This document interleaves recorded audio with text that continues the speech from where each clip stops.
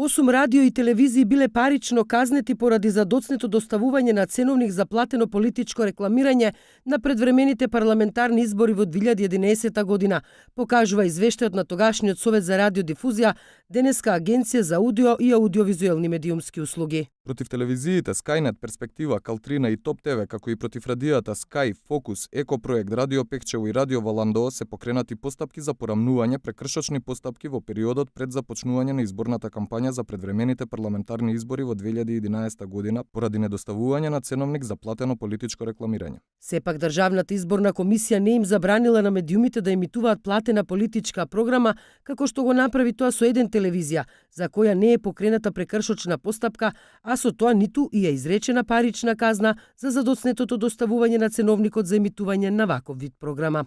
АВМУ и Државната изборна комисија вообичаено за време на изборните процеси, меѓу другото ја следат работата и на медиумите пред започнување на кампањата, за време на изборната кампања, како и за време на изборниот молк и постизборниот период. Претходно Државната изборна комисија извести еден телевизија дека е исклучена од платената политичка програма, без јасно образложение зошто го направила тоа, иако претходно ценовникот беше објавен на официјалната веб страница на комисијата. Во меѓувреме управниот суд донесе решение со кое констатира дека ДИК има обврска да ги објави ценовниците на медиумите, но не и обврска или овластување да ги прифаќа, одобрува или не одобрува веднаш по нивното навремено или ненавремено доставување.